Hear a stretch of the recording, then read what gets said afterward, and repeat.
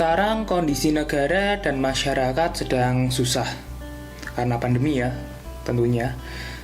Nyari uang susah, bahkan nyari kerja susah, dan yang paling susah itu adalah mungkin nyari jodoh ya, seperti saya susah nyari jodoh. Nah, tapi tahukah kamu bahwa pada masa Jepang, Indonesia itu mengalami masa paling susah dalam sejarah. Bahkan kondisinya itu lebih susah daripada masa Belanda. Nah, seperti apa sih kondisinya? Nah, seperti ini. Jadi, pada masa Jepang itu kondisi perekonomian itu sangat memprihatinkan.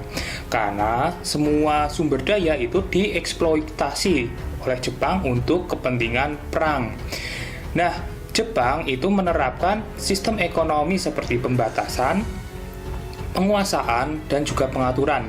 Sehingga membuat wilayah di Indonesia itu menerapkan sistem autarki atau setiap daerah itu memenuhi kebutuhan Jepang.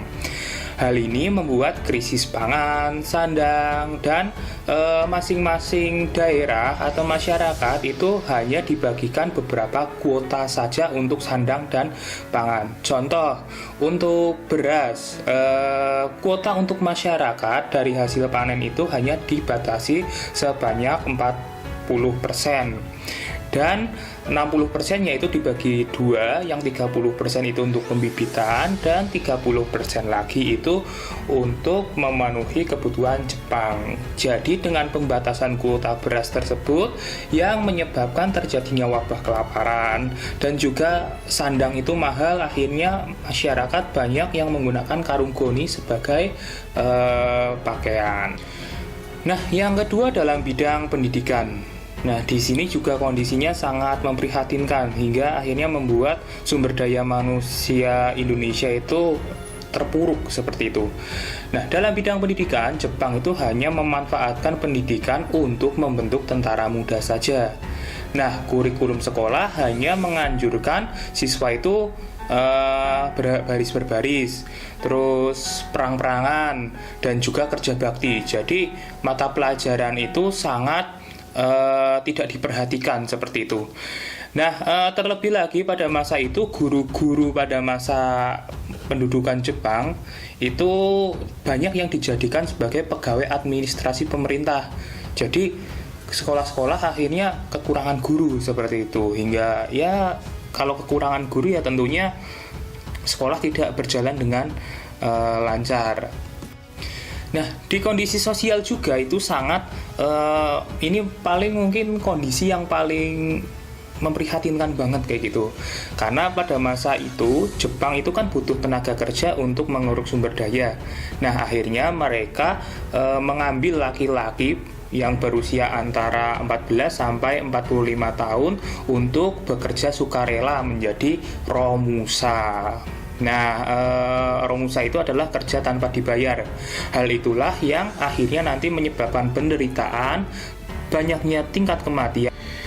Nah, penderitaan yang kita bahas tersebut dan juga dampak-dampak buruk dari pendudukan Jepang tersebut akhirnya menyebabkan perlawanan yang dilakukan oleh masyarakat Indonesia. Nah, perlawanan ini dibagi menjadi dua, yaitu perlawanan bawah tanah, yaitu berupa penyebaran pengaruh untuk masyarakat itu tidak percaya lagi terhadap Jepang. Nah, perlawanan seperti ini itu ya dilakukan secara diam-diam gitu, karena kan namanya gerakan bawah tanah. Nah, gerakan bawah tanah ini seperti gerakan Sukarni, Ahmad Subarjo, dan Sultan Syahrir. Nah, yang selanjutnya itu perlawanan bersenjata, yaitu perlawanan yang menggunakan senjata langsung kayak gitu. Jadi berhadapan langsung dengan tentara Jepang.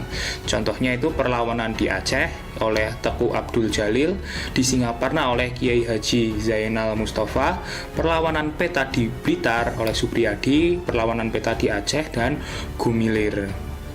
Nah, pada akhir tahun 1944 dan juga awal tahun 1945, Jepang di Perang Asia Pasifik atau Perang Dunia II itu mulai terdesak oleh sekutu. Wilayah-wilayah di Oseania mulai dikuasai Amerika dan Australia. Hal inilah yang membuat Jepang itu semakin menggencarkan propaganda atau menyebarkan pengaruh terhadap Indonesia supaya Indonesia itu mendukung Jepang, supaya Jepang itu bisa bertahan dalam perang. Nah, salah satunya adalah memberikan janji kemerdekaan yang disampaikan oleh Perdana Menteri Koiso. Dan setelah Koiso lengser, itu dilanjutkan oleh Perdana Menteri Suzuki. Hal tersebut membuat Jepang dan Indonesia akhirnya membentuk PPUPKI yang diketuai oleh Dr. KRD Rajiman Widyodingrat. Tujuan BPUPKI adalah mempelajari dan menyelidiki hal-hal apa saja yang berhubungan untuk membentuk suatu negara. Dan yang dibutuhkan suatu negara yang pertama adalah dasar negara dan juga undang-undang dasar atau peraturan. Hal tersebut dibahas di sidang yang berlangsung sebanyak 2 kali dalam sidang BPUPKI. Nah, sidang pertama BPUPKI yaitu tentang pembahasan dasar negara. Nah, di sini ada perdebatan antara kaum Islam yang menginginkan bahwa Indonesia itu dasar negara dan bentuk negaranya itu harus Islam karena mayoritas warga negara Indonesia itu Islam. Dan juga perdebatan terhadap orang-orang nasionalis yang menghendaki Indonesia itu membentuk negara dan dasar negaranya itu berupa sekuler. Nah, di sini akhirnya juga banyak tokoh-tokoh yang menyampaikan isi tentang dasar negara dari ide-ide mereka seperti Muhammad Yamin, Suparmo, dan juga Soekarno yang pada pada saat Soekarno berpidato dasar negaranya itu disebut dengan Pancasila atau 5 sila. Namun hal itu belum membuahkan hasil karena masih terjadi perdebatan.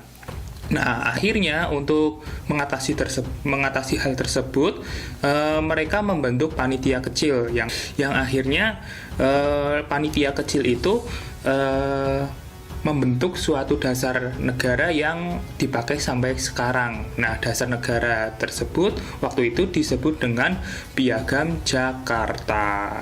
Nah, Piagam Jakarta ini disepakati oleh berbagai pihak, baik itu Islam maupun pihak nasionalis. Nah, terus setelah dasar negara sudah jadi, itu dibahas sidang kedua, yaitu membentuk undang-undang dasar. Nah, pada masa ini juga, itu BPUPKI berhasil menghasilkan berupa pembukaan, batang tubuh, dan juga aturan-aturan tambahan yang disebut dengan Undang-Undang Dasar. Nah, setelah itu BPUPKI resmi dibubarkan dan dibentuk badan baru untuk mempersiapkan kemerdekaan Indonesia atau panitia baru. Itu disebut dengan PPKI yang diketuai oleh Insinyur Soekarno. Nah, tujuan PPKI tersebut adalah menyiapkan pemindahan kekuasaan dari Jepang ke Indonesia. Nah, jadi ada prosesinya seperti itu.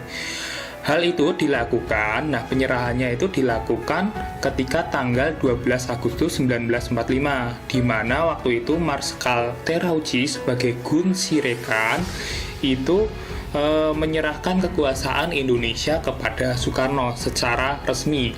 Nah, ini bertempat di Dalat, Saigon, Vietnam. Dan setelah penyerahan kekuasaan tersebut juga akan dilakukan proklamasi pada tanggal yang rencananya pada tanggal 24 Agustus 1945.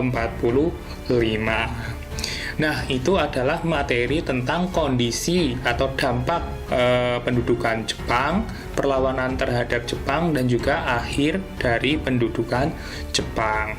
Nah, pertanyaan untuk kali ini adalah jelaskan inti dari sidang pertama BPUPKI.